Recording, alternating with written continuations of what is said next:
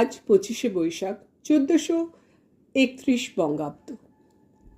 আজ বিশ্বকবি রবীন্দ্রনাথ ঠাকুরের 163তম জন্মদিবস। সেই উপলক্ষে আমি একটি কবিতা পাঠ করছি 25শে বৈশাখের উদ্দেশ্যে, যেটি লিখেছিলেন সুকান্ত ভট্টাচার্য। আমার প্রার্থনা শোনো 25শে বৈশাখ, আর একবার তুমি জন্ম দাও রবীন্দ্রনাথের।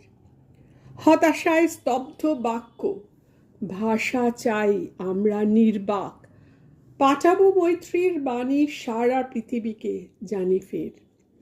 রবীন্দ্রনাথের কণ্ঠে আমাদের ভাষা যাবে শোনা, ভেঙে যাবে রুদ্ধশ্বাস নিরুদ্যম সুদীর্ঘ মৌনতা।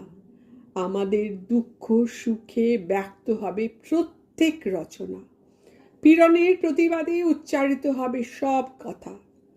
আমি দিব্য চক্ষে দেখি অনাগত সেই রবীন্দ্রনাথ, দস্যুতায় দৃপ্ত কণ্ঠ বিগত দিনে, ধৈর্যের বাঁধন যার ভাঙে দুঃশাসনের আঘাত, যন্ত্রণায় রুদ্ধ বাক সে যন্ত্রণা সহায়হীনের, বিগত দুর্ভিক্ষে যার উত্তেজিত তিক্ত তীব্র ভাষা, মৃত্যুতে ব্যথিত আর লোভের বিরুদ্ধে খড়দার, ধ্বংসের প্রান্তরে বসে আনে দৃঢ় অনাহত আশা।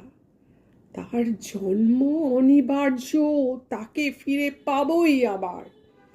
রবীন্দ্রনাথের সেই ভুলে যাওয়া বাণী অকস্মাৎ করে কানাকানি, দামামা ওই বাজে দিন বদলের পাড়া এই ঝোড়ো যুগের মাঝে।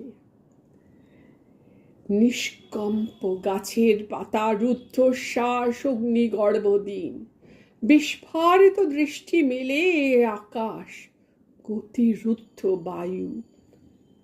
বিশ্ব জিজ্ঞাসা এক চোখে মুখে ছড়ায় রঙিন সংশয় স্পন্দিত স্বপ্ন, ভীত আশা উচ্চারণহীন, মেলে না উত্তর কোনো সমস্যায় উত্তেজিত স্নায়ু।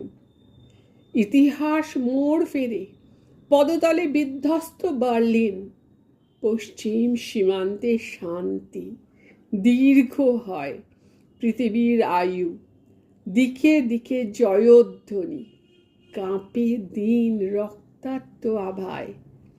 রাম রাবণের যুদ্ধে বিক্ষত এ ভারত জটায়ু মৃতপ্রায়, যুদ্ধাহত পীড়নে দুর্ভিক্ষে মৌন মুখ, পূর্বাঞ্চল দীপ্ত করে বিশ্বজন সমৃদ্ধ সবাই রবীন্দ্রনাথের বাণী তার দাবি ঘোষণা করুক।